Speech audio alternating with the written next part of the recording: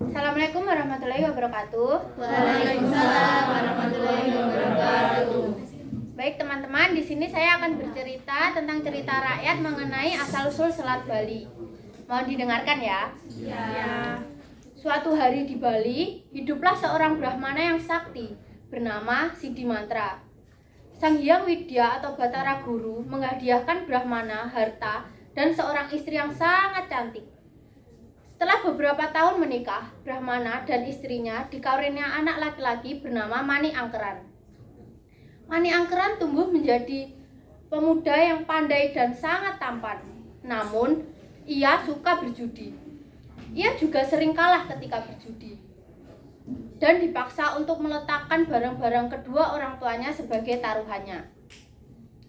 Karena ia tidak mampu membayar hutang ketika berjudi, sebelumnya Mani Angkeran juga tidak malu ketika ia harus mengambil pinjaman. Karena ia suatu hari tidak mampu membayar hutang ketika berjudi, Mani Angkeran pun akhirnya meminta bantuan kepada ayahnya. Siddhimantra kemudian berpuasa dan berdoa memohon bantuan kepada para dewa. Tiba-tiba terdengar suara. Siddhimantra, terdapat harta yang dijaga oleh naga bernama Naga Basuki di kawah Gunung Agung. Pergi ke sana dan minta kepada Naga Basuki untuk memberikan sebagian harta karunia untuk dirimu. Kemudian Siddhimantra pun pergi ke Gunung Agung dan ia mampu mengatasi semua hambatan dalam perjalanannya. Sesampainya di kawah Gunung Agung, ia duduk bersila.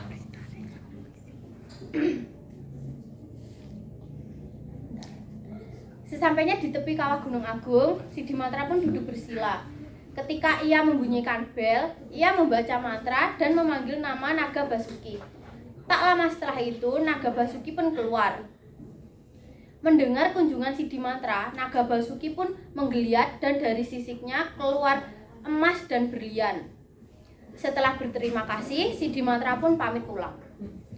Sesampainya di rumah, Siddhimantra pun memberikan semua harta yang ia dapatkan dari Naga Basuki kepada Mani Angkeran, berharap Mani Angkeran tidak berjudi lagi. Namun, tiba-tiba Mani Angkeran menghabiskan semua harta yang diberikan Siddhimantra kepadanya. Tak lama setelah itu, Mani Angkeran pun meminta bantuan lagi kepada ayahnya.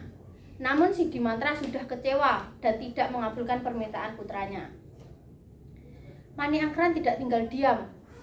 Ia menemukan dari mana harta tersebut didapatkan oleh ayahnya.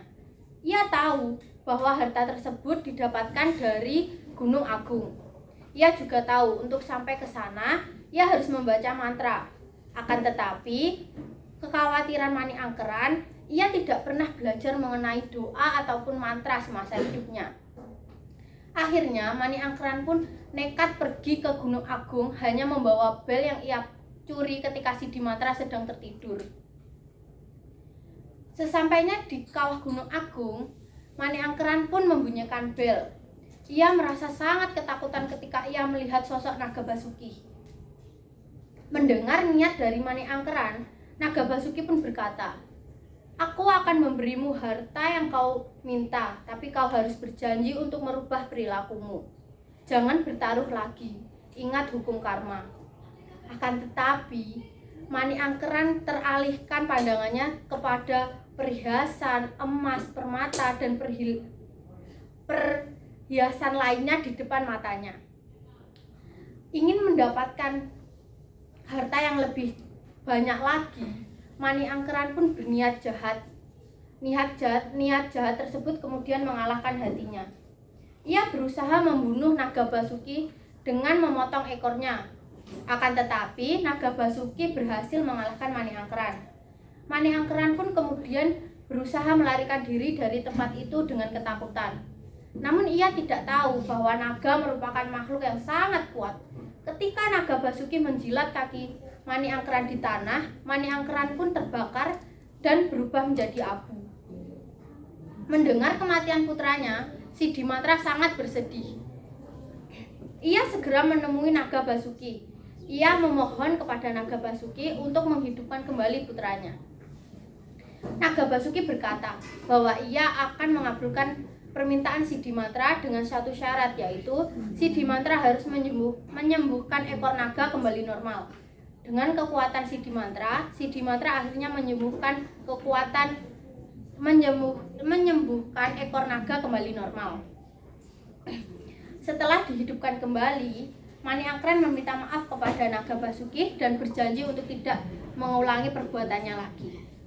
Sidimatra tahu bahwa putranya sudah bertobat, akan tetapi ia memutuskan untuk tidak dapat hidup bersama putranya lagi. Kau harus memulai hidupmu yang baru, ucap Sidimatra.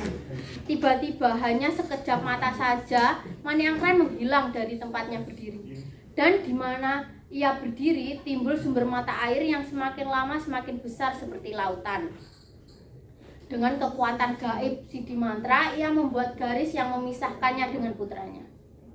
Kisah ini merupakan cerita rakyat mengenai Selat Bali yang memisahkan Pulau Bali dan Pulau Jawa. Sekian dari saya, terima kasih.